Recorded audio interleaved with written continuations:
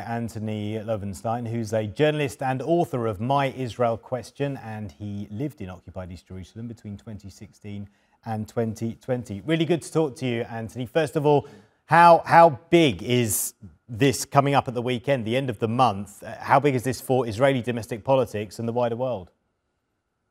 It's big. I mean, it's important to say that we've been in these similarly big moments in the past, and there's always been a way to avert the idea of ultra-Orthodox men serving in the military. I mean, the leaders of these communities have said in the last weeks, we literally would leave the country, Israel, if we're forced to serve in the military. In other words, we will not serve. And there's a small proportion of this community, in fact, which is anti-Zionist, which doesn't even believe in the concept of a Jewish state. Not all of them, but some. And when I was living in East Jerusalem many years ago, I lived down the road from these communities, and they are very insular. I mean, I would argue in many ways they're almost a cult. They've been insulated in a way from the wider world for years. And if you ask most Israelis who are not religious, they have deep resentment towards them, and the feeling is mutual. So I'm not really convinced it's going to be resolved this weekend. So what the fallout from that would be huge.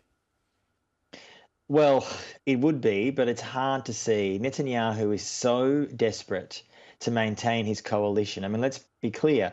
Since October 7, there's been a ferocious genocidal war on Palestine, on Gaza, and he's somehow maintained a coalition with really much in sway to the far right, and also some in Israel who are regarded, in my view wrongly, as the sort of centre-left, someone like Benny Gantz. On this particular issue, there will be a compromise. I'm almost certain. I do not see this issue as meaning that the coalition will fall. I could be wrong.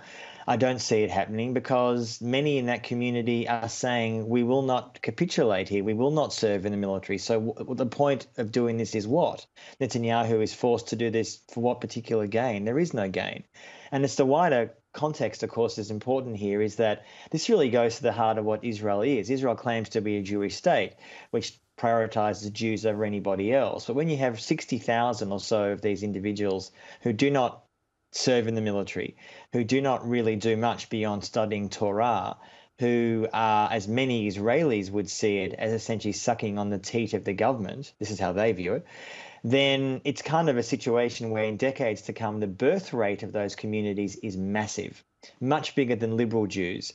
And therefore, in years to come, in fact, these communities will be far more powerful than they even are now. But I don't see in the short term them serving in the military. Wow. OK, well, it'd be interesting to see what happens. Antony, appreciate your thoughts. Thank you, Antony Loewenstein there. Thank you. A journalist and author joining us from Sydney.